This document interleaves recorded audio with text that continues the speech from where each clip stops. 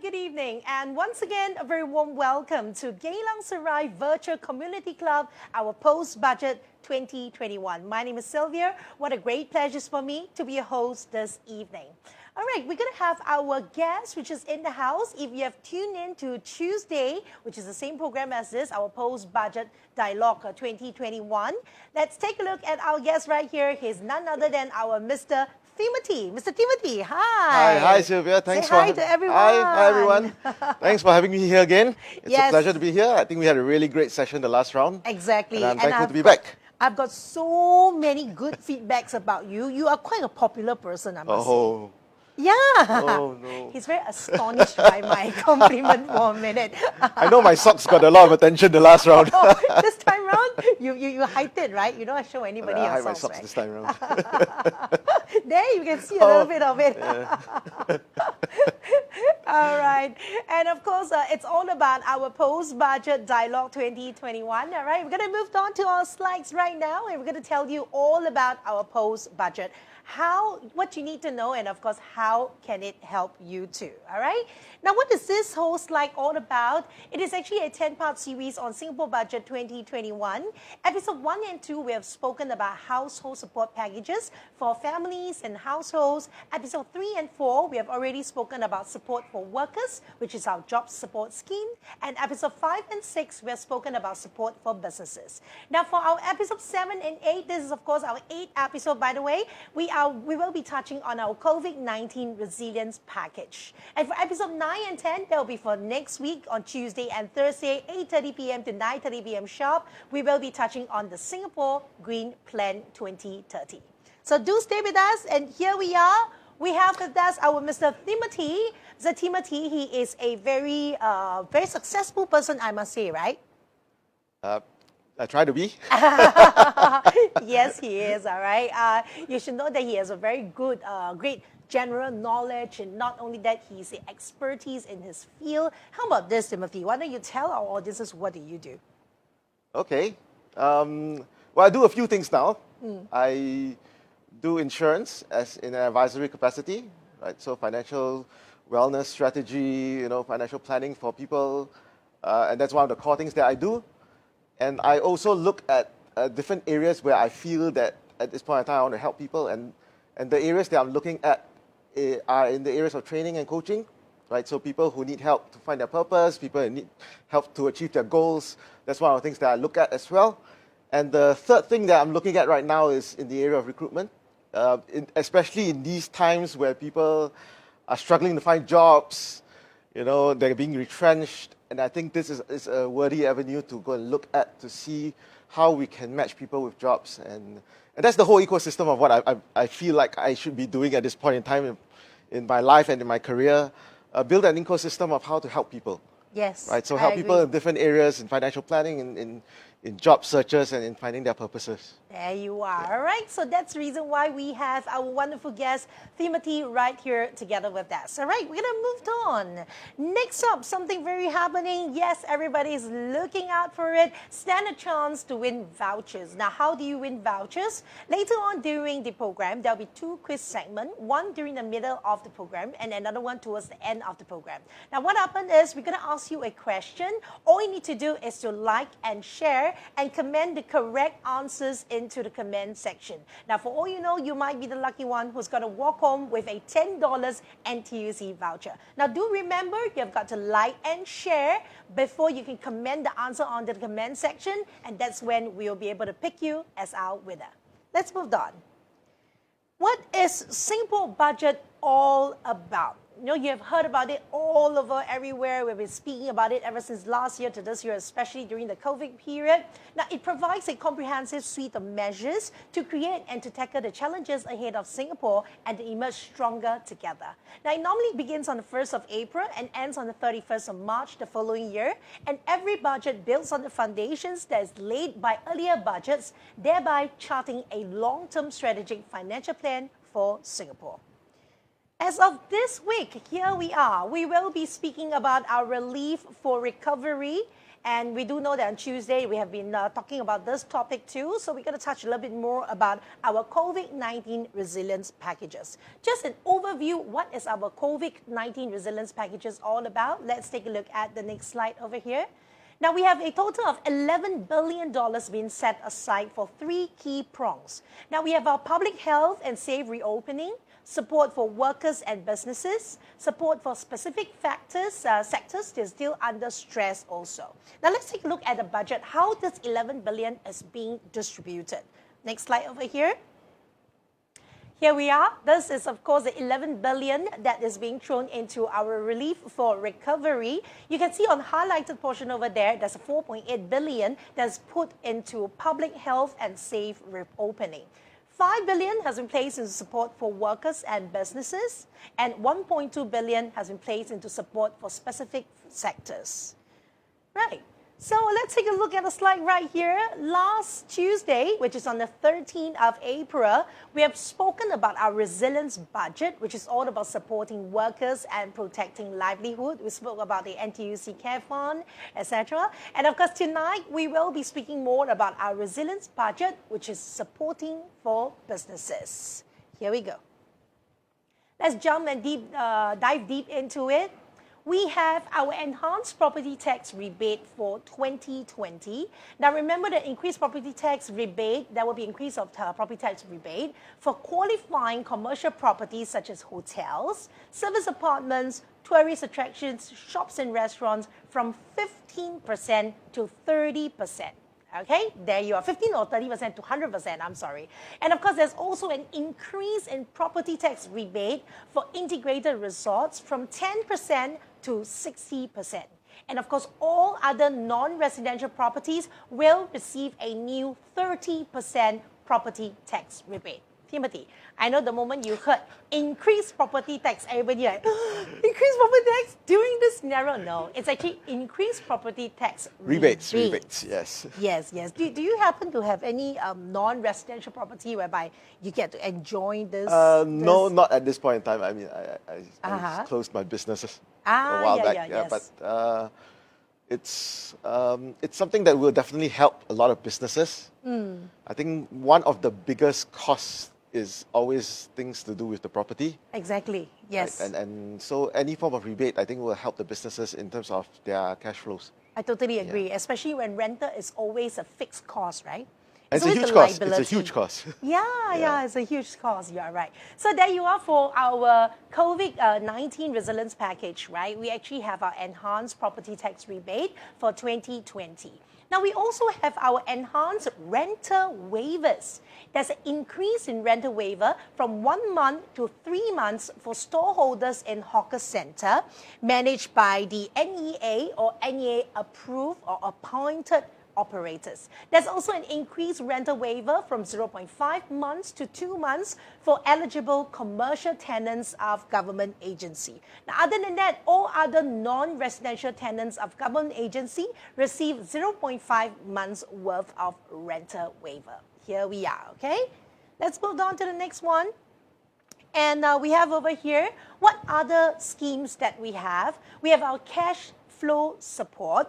Now, why do I highlight the part over there that's temporary bridging loan program? Because we're going to zoom deep into this particular topic over here. For the rest of it, like for example, our enterprise financing scheme, our trade loan, our loan insurance scheme, we have already spoken it in the past few episodes during our budgeting for businesses. All right, including productivity solutions grant, we've spoken about it too. Next thing we'll also be talking about will be our SG Together Enhancing Enterprise Resilience STEER program. It's in short STEER, STEER program. All right, so we're going to dive deep into it. What is it all about? What is temporary bridging loan all about? Now, it is a loan program that provides access to working capital for businesses' needs.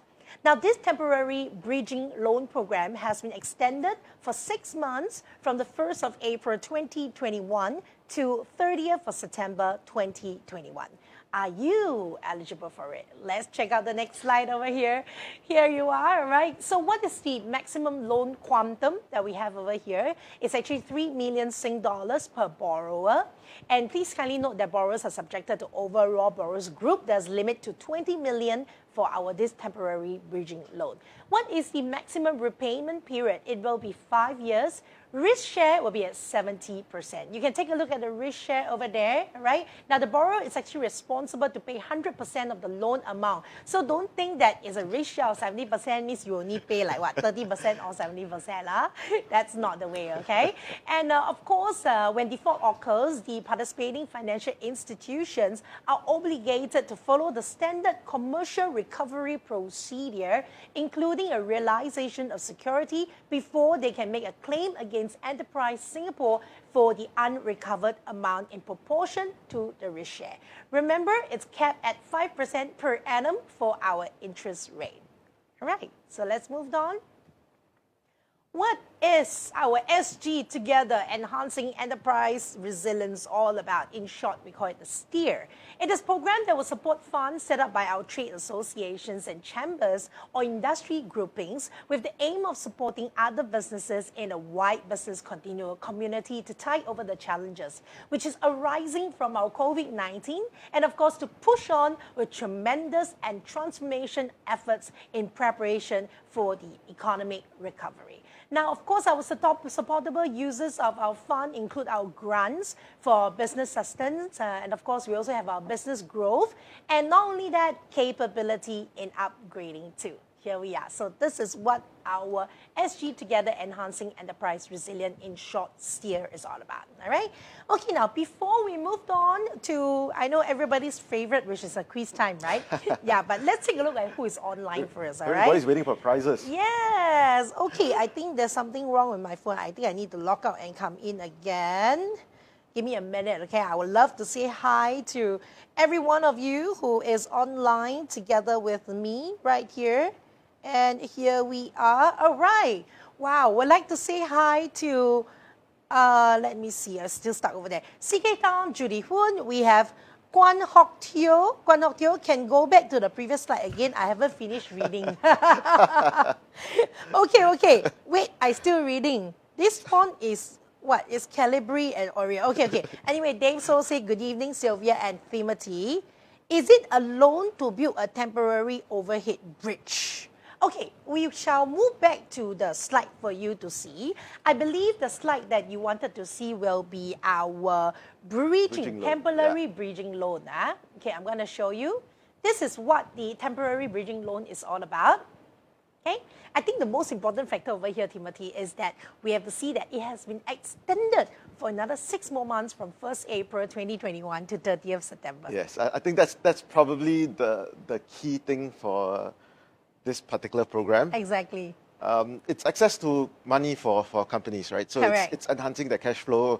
And this sits on top of whatever companies have already applied for beforehand. Yes. Right, so previous loans that they've taken, EFS, anything that was done from the previous budgets that they had access to boost their cash flows. And this just sits on top of that, right? Correct. So access to another loan that they could get. Yes, I totally agree. All right. Okay, we're going to show our Guan Hock. Okay, hang on. The next one over here.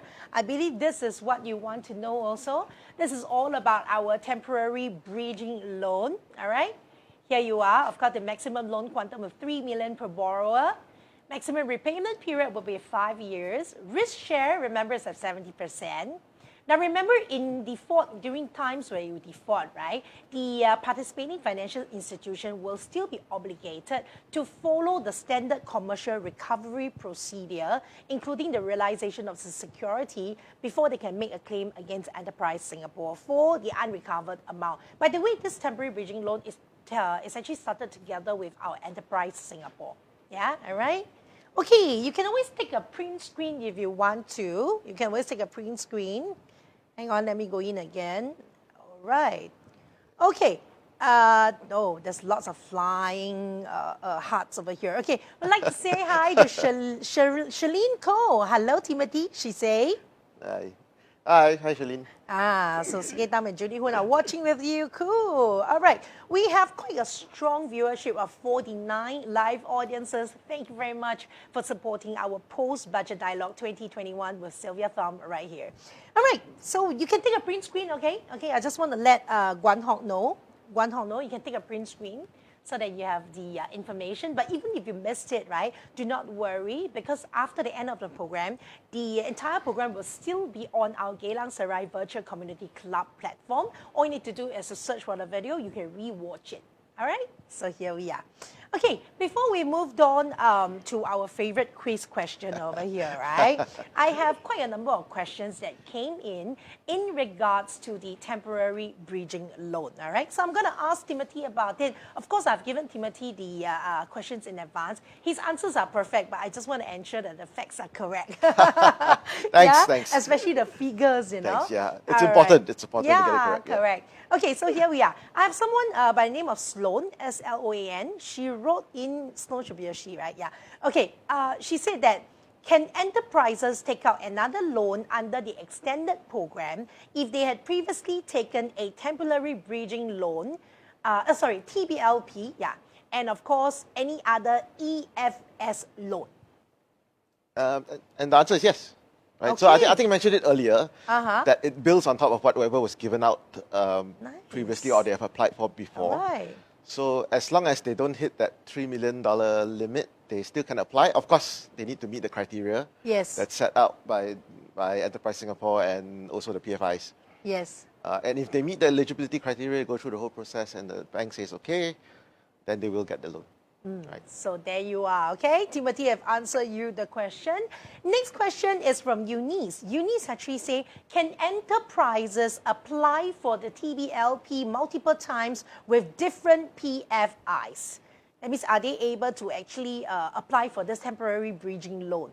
You can, yeah. So you can go to DBS apply, you can go to UOB apply, Different OCBC kind of financial apply. institution. They all have their criteria. So as long as you meet the criteria and you don't exceed that $3 million limit again, it's possible.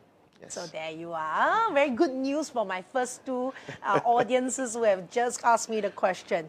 Next question I have over here. Now, beside this TBLP, which is our temporary bridging loan program, can companies apply for the Enhanced Enterprise Financing Scheme trade loan and other EFS loans at the same time? So a lot of abbreviations today. TBLP, yes. EFS. The short answer is yes. Okay. I think it's meant to complement each other. So it's possible to apply for multiple types of loans, have them sit on top of each other, as long as you meet the criteria that have been set by the PFIs. Yes, okay, fantastic. So there you are. All right, let's move on to the last question over here, which is written in by Derek, and he asked, PFIs are not willing to approve my company's loan application, even though it is eligible for the temporary bridging loan. Now, what can I do? PFIs is financial institutions, by the way. Yeah. Personal financial institutions. Prescribed financial institutions. Yeah, I think, prescribed, right? yes. Prescribed financial institutions. So they do have a say as to the assessment of the loan. I mean, because they are still taking part of the risk. I mean, you mentioned risk share, 70%. That basically means that the government takes 70% of the risk. Correct. And the PFI still takes 30% of that risk. So it's still a considerable amount of risk that the PFI does take. 30% of 3 million is 900,000. Yeah, right. Almost. So each company, they take up to $900,000 of risk, and so they do have the choice to assess and accept or decline an application. If you do need help, then your recourse would be to go to Enterprise Singapore to see whether they can assist with the process or not. Right? So you can call them. I have the numbers here. Oh, really? Enterprise Singapore number is 6898-1800. Wow, okay. Or you can email them at enquiry@enterprise.gov.sg. Nice. So here we are, right? So Timothy has not only given you the answer, he has also given you the mobile number, not the hotline, I would say, not mobile Hotline, number. not mobile. Hotline, You yeah. won't reach anybody on this. Hotline and an email, all right, for you to ask more about our temporary bridging loan. All right, let's check out our online comments over here. Wow, Timothy, we have 84 people online watching our post-budget Because dialogue they're 2021. anticipating the quiz. I think so too. It's coming up. All right, it's coming up.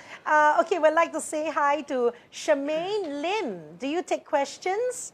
Charmaine Lim, all right. We have Guan Hock Teo. Okay, I take screenshot now. Oh, that's nice.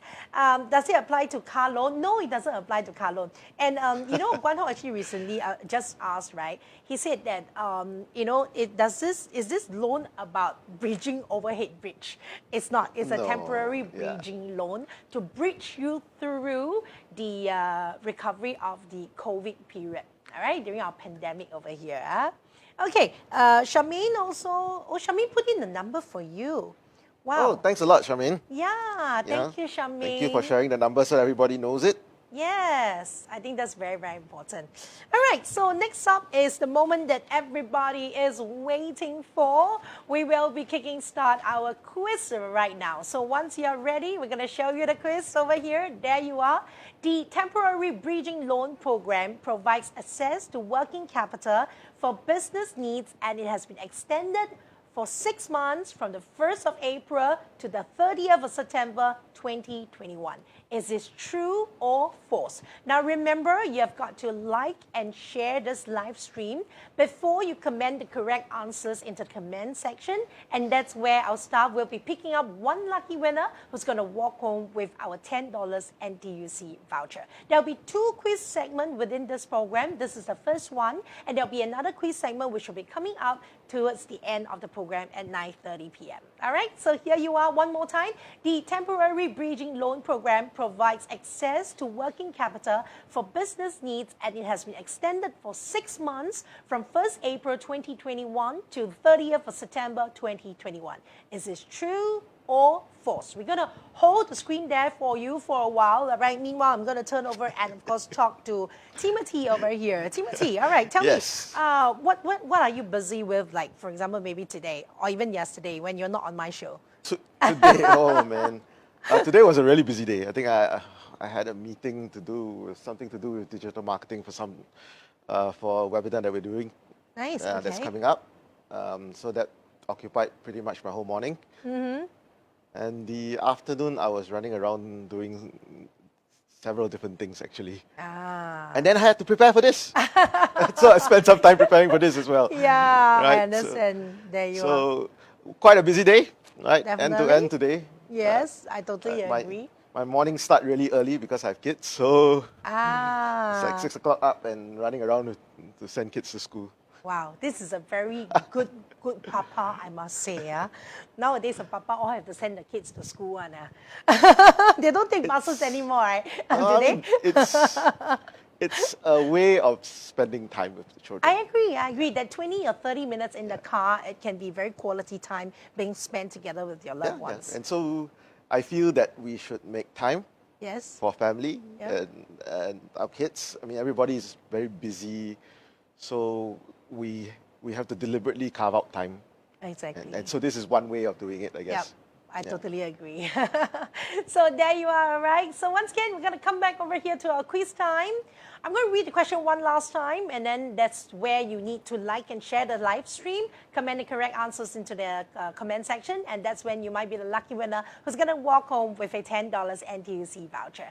Now, the Temporary Bridging Loan Program provides access to working capital for business needs, and it has been extended for 6 months from 1st April 2021 to the 30th September 2021. Is this true or false? Remember, like and share and comment the correct answer, because quite a number of you have actually commented a lot of answers on our comment section. But you know what? Our staff came running to me and said, hey, cannot give because never like and share. So remember to like and share the live stream, all right? Like and share, yeah. You need to like and share. Timothy is also I see it. now. I see it. No, I'm not typing the answer in the chat, but there are a lot of answers in the chat. All right, we have Tony Tan in the house. Hi, Tony. All right. Tony answered already. Dave also answered already. And Sian Ng Ngong, thank you very much for supporting our program. He has been such a great supporter. Thank you, all right? All right, we still have a very strong, live audience of 82 online together with us. And yes, if you're just tuned in, once again, very warm welcome to our Post-Budget Dialogue 2021 with Sylvia Tham.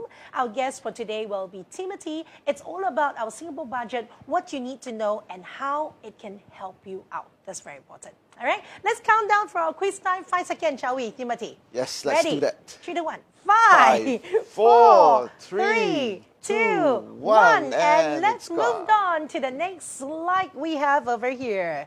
Now, this is all about resilience budget once again, but this time round, we're going to touch into sector by sector. All right, we have our supporting affected sectors over here. Timothy, I do believe that you know that there's the fuel sector that is greatly hit by the COVID-19, right? Yeah, there are actually quite a number of sectors. Exactly. Well, The main one. we see aviation's getting hit really bad, tourism's getting hit really bad. Yes, I totally and agree. they still haven't recovered. I mean, Yeah. the SQ started flying, I mean, it dropped to what, 97%? Exactly. You know. And understand that our Singapore Changi Airport is only opening to what, like 5% of the total of people coming in and out compared to pre-COVID period. It's only 5%. Actually, I've got a feeling it's probably less than that. It's just the number of people that are coming in.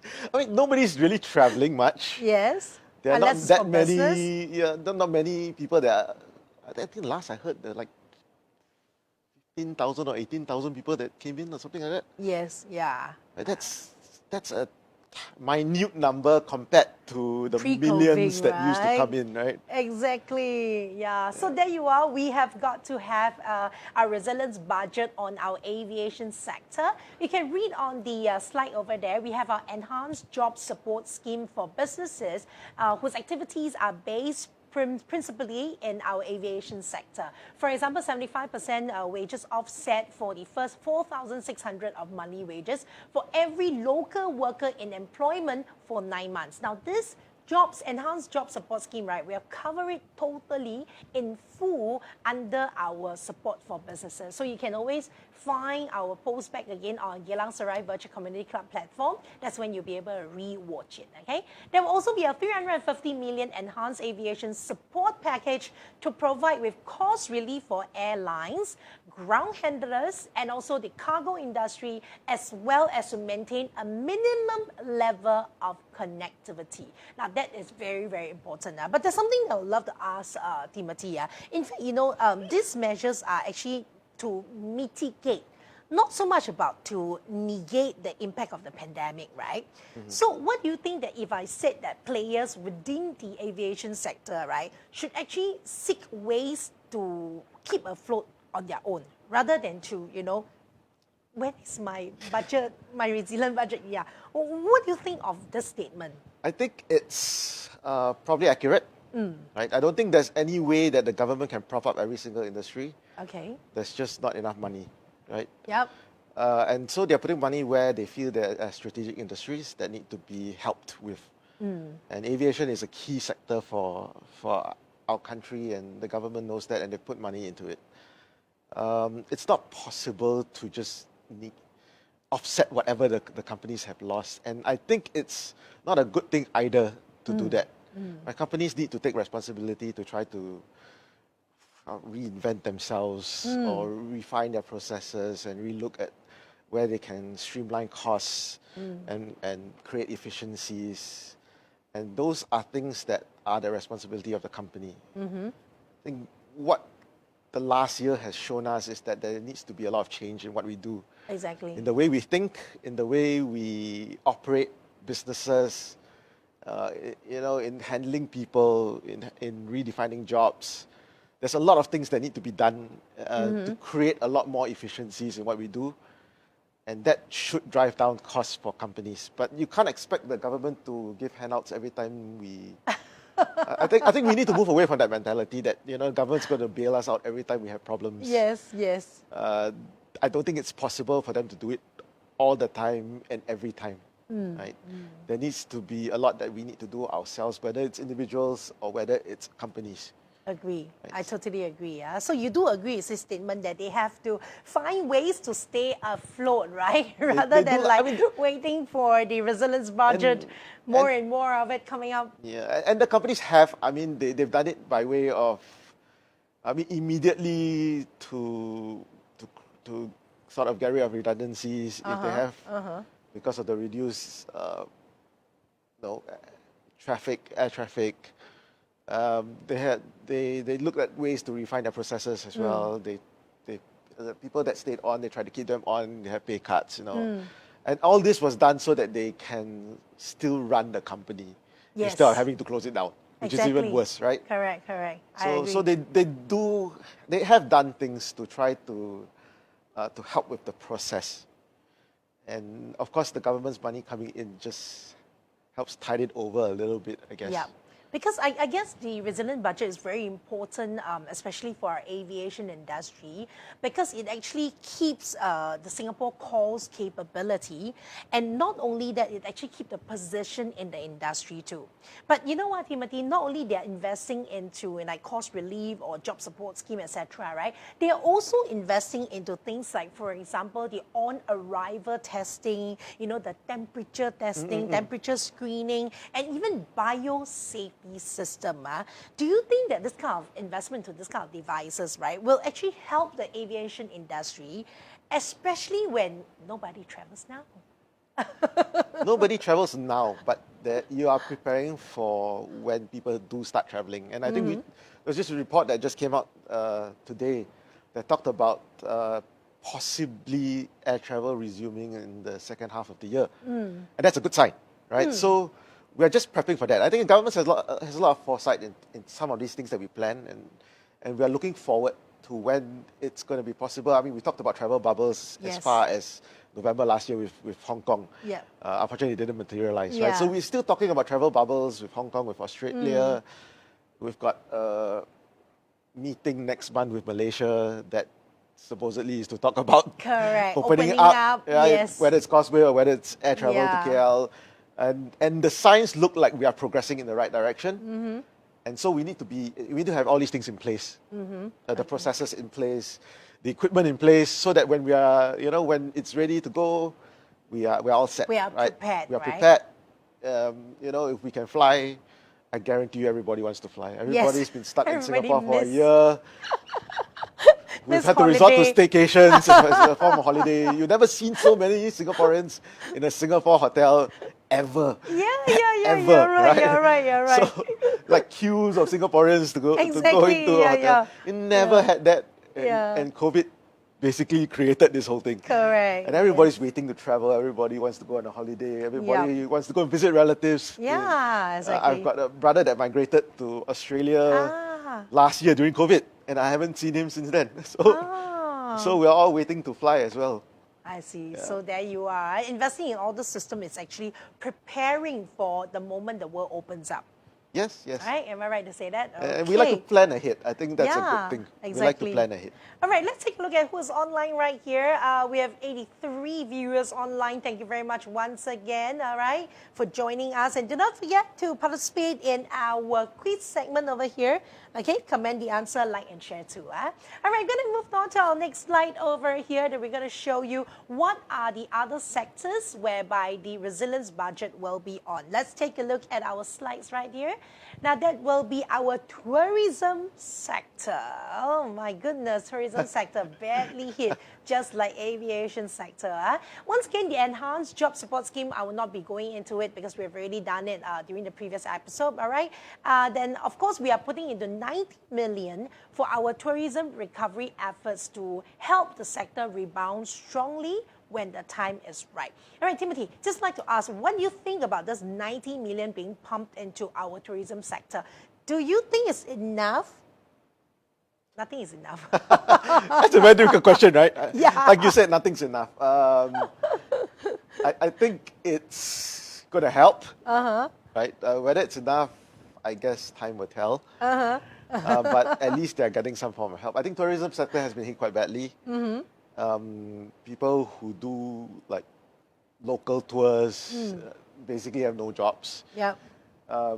There are no events. People like you, right? Yeah. To MC events have no events to MC. Correct, correct. No conferences, no Yeah, meetings, all no virtual. We are events. doing Everything's virtual virtual. now, yeah. And we are supposed to be the my center, Exactly, right? yeah. Of this region or even in Asia, and we are one of the my centers. And to not have that happening is really, it's really very different for us to take, right? Okay. It's something that you never expected. I mean, you Agree. set up everything. You've got the Yeah. expo, you've got Yeah, and- MBS, your Suntec, and that's all set up for mice, and it's all empty. And it proved It's all overnight. empty.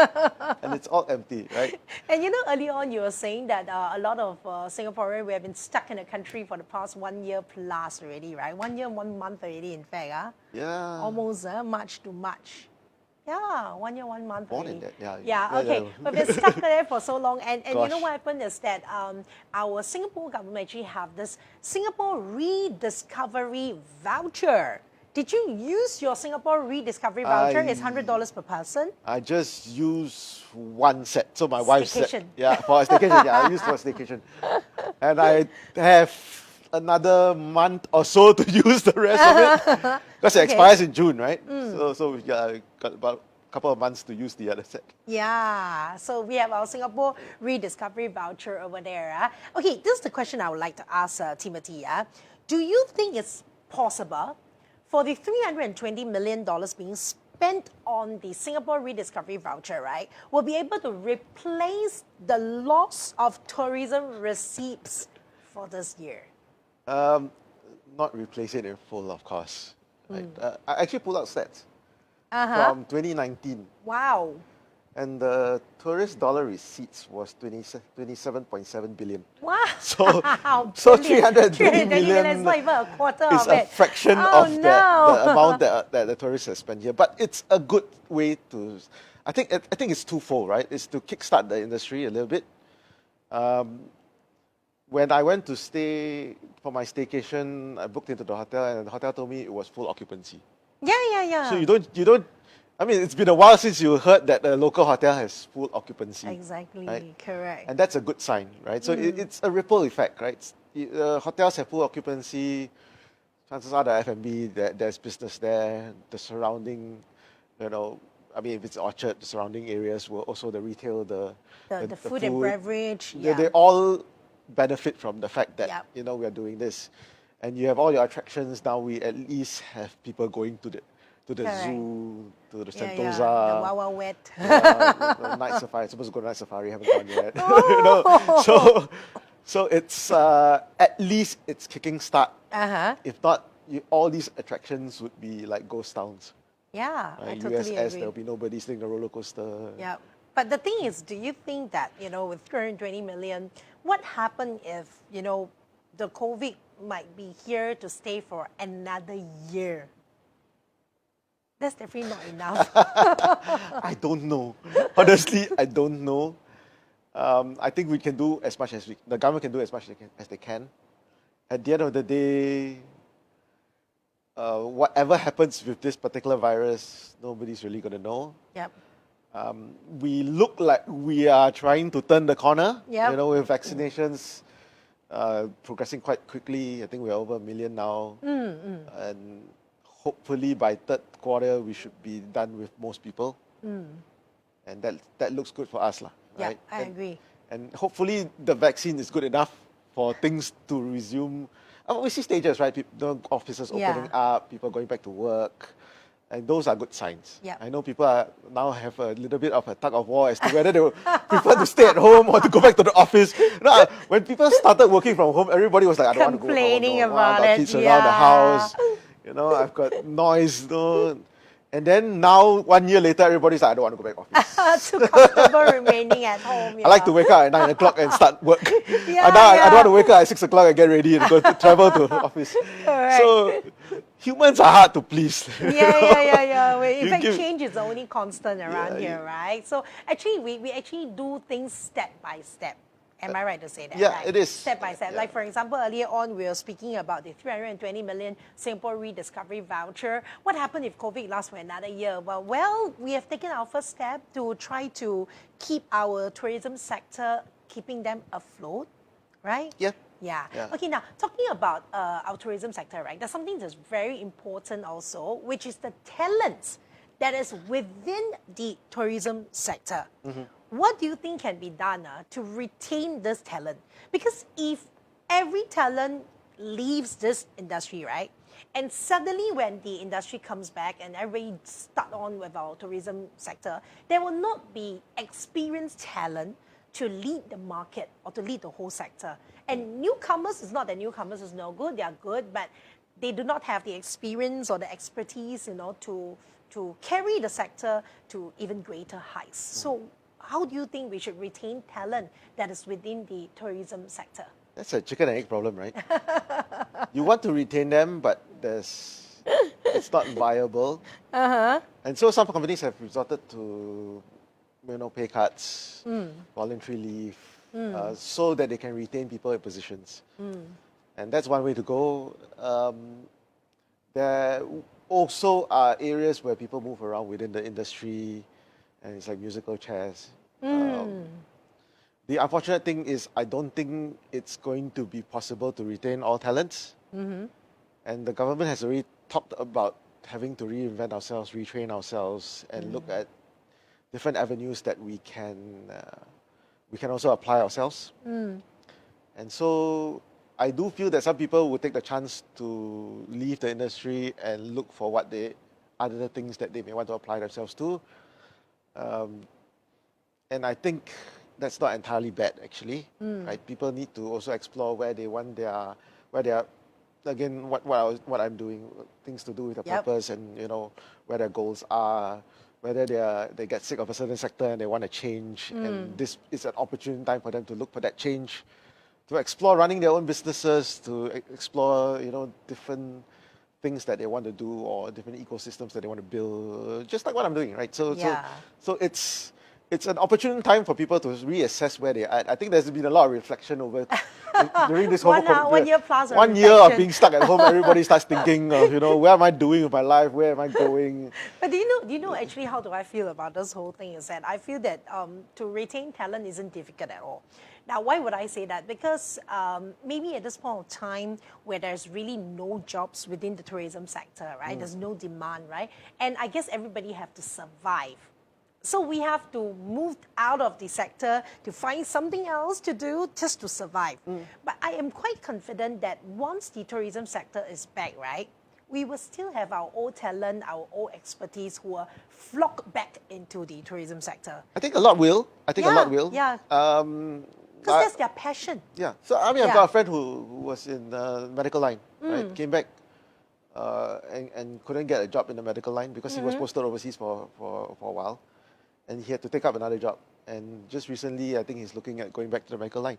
Yeah. So it's things that I have, you leave for a while, but you know where your passion lies and where you want to go back into. And so you've gone back into that. And it was just a means to survive at that point in time. Yeah. Right? So because you need to put food on the table, you need a job, Correct. you need to earn an income. So he took whatever was there. Yeah. Right. I totally agree. And there will be people that do that, but there will also be people who have left and found something that they like even more. Or earn even more. Or possibly earn even more, or they find more fulfillment in what they're doing. Okay. And they will stick to it. Yes. Right? So if they find something that they really like and it pays well enough and they can survive and they feel that they're doing something better, maybe they don't have to deal with the politics in whatever industry they're in, and they will continue. Right? So it really depends on the situation. I think you will lose some talent. But I think a lot of them will come back when there's a demand for it. Exactly. Yeah. I totally agree. All right, let's take a look at who is online once again. Thank you very much. We still have a very strong live audience of 81 people together with us watching our post-budget dialogue 2021 with Sylvia Tham and my guest Timothy right here. All right? Great, let's move on to the next sector. Take a look at the slide that I'm going to show you right up next. Okay, this will be our food services, okay? Now, this is, of course, our enhanced job support scheme for food and beverage firms. 50% wage offset for the first $4,600 of monthly wages for every local worker in employment for 9 months. This is, of course, our food services. I believe food services, we don't have much things that we need to dive into because we have already spoken about the enhanced job support scheme. Let's move on to the next slide over here and check it out. Here we are. This is another sector that's being badly affected, which is our land transport sector over here. There will be a special relief fund payments of $300 per vehicle per month for eligible taxi hirers and private hire car drivers till end of September 2020, right? And of course, additional support for taxi and PHC operators. We're also giving a 1-year road tax rebate and 6 months waiver of parking charges at government-managed parking facilities for private bus owners to defray all of their operating costs. Let's move on to the next sector over here. Next sector, very close to my heart. This is, of course, the arts and culture sector, right? Now, there's a total of 55 million support packages being placed into arts and culture sector to safeguard jobs and retain capabilities, support capability development, and, of course, step up our digitalization efforts. All right, arts and culture. Now, Timothy, I don't know whether is this industry close to your heart. It should be, right? You're quite arty-farty kind. Yeah. Earlier days, I used to be involved in the music scene. So it's a sector that's always been a little bit ignored, I think. And there's always been a lot of talk about why there's no support for the arts sector. And why most of us are freelancer. Yeah, I don't like the term freelancer, right? But the reality is it's always been, the support has always been in industries where it's revenue generating, and arts has never been the key focus of the government. So to have a package like this, I think it bodes well for the industry, right? The particular sector. I think at least the government's putting emphasis in trying to beef it up and protect the people who are involved in that particular sector. It's not been easy for most of them. You don't hear a lot of people who get rich in the arts and culture sector. Right? So really a lot of people struggle to get by. Passion, passion, And so, this move to digitalization, you see a lot more. This digitalization, right? Yeah. So you see a lot of things moving more online, and even the arts sector has reinvented itself to go online. So you see a lot of online concerts. We had musicals, we had plays, we have all sorts of things that we had online, and it was a necessity, right? And it's also to keep the people the talent there involved, right? If not, then they really have to carve out something to figure out how to survive. I guess this goes back to the previous question that I asked Thevathasan about in the tourism sector. In the arts and culture sector, it's also very important about retaining talents. It's the same question. It's like a chicken and egg story again, right? In arts and culture, if you want, at this point of time, obviously talent have to leave because there's nothing for them to do. They've got to survive, right? But yet, what do you think? Do you think that when COVID is all over, the arts and culture sector is striving again, that's when the talents will come back once again? I think they will. I think because it's a passion. It's very different from other sectors, I feel, because when you're in that particular sector, it's really a passion. You really, really love what you're doing. That's why you're there, right? So whether it's dance, whether it's art, whether it's music, and it's the people who are involved in that sector really love what they're doing. And they do a lot of things around it. So whether it's on stage or whether it's not, they do, a lot of them teach, right? Partly because it's a means of survival as well. And so I think a lot of the teaching has gone online, right? So you see music schools have gone online. My kids, when COVID started, their piano classes were online, right? So they've had to reinvent themselves in the way they deliver some of these things. And it's all part of the process. I think everybody had to shift and everybody had to adjust. And everybody had to change the mindset of how we get things done and how we reach people and how we do our jobs and, and engage people differently. And that whole process, things like this where there's funding involved really helps to streamline the process and kickstart it. Exactly. Because you do need money for a setup like this. Yeah, right? correct. You Our need to crew, set up. right? You need people to help. You need equipment, and you need place to set it up. And so all these fundings have come in to help that, And right, to totally facilitate the necessary. process. Yeah. And to keep them engaged, to keep them employed. Yeah, and okay, we were speaking about earlier on. Timothy was just talking about some of them, the talents in the arts and culture sector, actually teachers. They teach, right? Do you think that leveraging, right, on the performing expertise of arts professional to engage and, of course, to employ them as I would say, auxiliary educators? Do you think it will help retain the talent that's within the arts and culture sector? Well, it depends on them, right? I think it will. I think it gives them something to do that engages people in their lines, right? So for somebody who's involved in, let's say, stage, and you want them to teach people drama or teach people public speaking or something along the lines of what they do, then I think it's useful for them, right? And they would embrace it and they would like it as an alternative to what they are doing, or even to build on what they are doing. Yes. Right. Okay. So, if they feel that there's value in what they're doing, right, and these roles in educating people and to building up maybe the next generation in specific areas, then I think yes, I think it would help a lot. But I guess it will vary from person to person and what they feel is of value to them. Yeah. There you are. So I totally agree with Timothy, right? So that will be our resilience budget on our arts and culture sector over there. So next up, everybody is waiting for it. But before that, let's see whether is there a search in our... All right. Wow, we have 87 live audiences online. Thank you very much. We have... let's see, who do we have, okay? Well, lots of people who are online, 87 of you. Thank you very much. And of course, we're going to move on to our final segment of our quiz time. Let's take a look at 87 now. Let's see whether we go up or come down. Let's take a look at the slide. It's like stock market, right? Yeah. Going up and going down. So there you are. This is a quiz segment for our second quiz time over here. In the arts and culture sector, there is a 55 million support package to safeguard jobs and retain capabilities, support capability development, and to step up digitization efforts. Is this true or false? Remember, once again, you have got to like and share this live stream before you comment the correct answers into the comment section, and that is when you will be the second lucky winner for this time round to win our $10 NTUC voucher. All right, so once again, remember, like and share, very important. I'm going to hold it there for a while. Meanwhile, we're going to talk to Timothy once again. Timothy would like to thank you very much. Thanks for having me. For coming on to 2 episodes, okay, of our Post-Budget Dialogue 2021.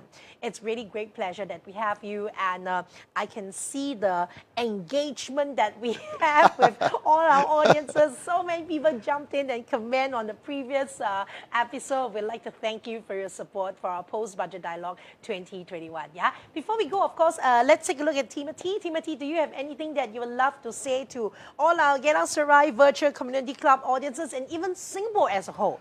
And if I'm not wrong, this is actually being somebody from Malaysia is also watching. A friend of mine. I feel like I'm making like a budget speech as well. Thanks, Sylvia, for having me on. Take out your checkbook. No checkbook. Thanks for having me on. I think I appreciate the opportunity to be able to come here and share my views on the budget. And I think it's been a good budget. The previous budgets is building on what the previous budgets had given to us, and it just shows that the government has a lot of foresight in what they're doing, and they're planning ahead. As we open up, I think this bodes well for Singapore as a whole. We are looking forward. We have a government that's strong and it's planning ahead for us. I mean, things like vaccines came in really quick, and then now the whole rollout process has been really quick. Yep. And now we're talking about reopening and opening up and flying, and those are the things that we want. And we want things to get back to normal and at least we feel like we are back to where we were before. Exactly. It's going to be a process. Life back to normal. Yeah, it's going to be a process, but at least we feel like we're getting there and we are moving in the right direction. Yeah. And a lot has to do with what the government has provided Correct. as a base for us to step on. Right? Yeah. And I think we are appreciative of whatever has been done for us. Yes, I totally agree. I would like to say hi to, Elise Eng. Elise, hi. Nice to meet you. Pauline Hoon. Hi, Pauline. And of course, Lee Chu Wei too. Thank you, Chu Wei, for coming on together with us for our Post-Budget Dialogue 2021. All right, we're going to show you the last slide over here. Here we are, okay? Now, this will be what we will be speaking about on next Tuesday and Thursday, which will be our final 2 episodes for our Post-Budget Dialogue 2021. We'll be speaking all about how we are going to build a sustainable home for all. It's all about our Singapore Green Plan 2030, which is happening on the 20th and 22nd of April 2021 at 8:30 p.m. sharp. So don't forget to tune in. And by the way, Timothy, do you know that if we do not save the Earth by 2030, it will not be savable anymore. Oh, yeah. That's serious. Yes. So it's Goodness. is it our That's- generation or our next generation? Our next 2030 generation. is 10 years, 9 years' time. That's our generation. Yeah. so there you are. It's so scary, We're right? all going to be likely around in the next 9 years, I hope. Exactly. Yeah. So we're the ones going to be affected, and that's a scary thought. Yeah, correct. So it's all about Singapore. So I need Green to Plan. think about changing my car now. Think of changing your car to the You need like an electric vehicle or a hybrid, vehicle. Yeah. Okay. Save the earth. We can do without the slide already. Thank you very much. And we must say a very big thank you to our crew that is right behind here, controlling everything for us. We want to thank you for that. All right, Timothy, once again, anything that you'd love to say to them before we come to a close for today's program? No, thank you all for... Where can we find you? There are people who ask me, Wow. how can I Where can I- connect with Timothy? Well, LinkedIn? Is LinkedIn fine? Yeah. So LinkedIn, Facebook, Instagram, I think I have all of them in my name. My name is quite unique, so you should be able to find them. Yeah. So you can connect with me on all 3 platforms, so LinkedIn, Instagram, or Facebook.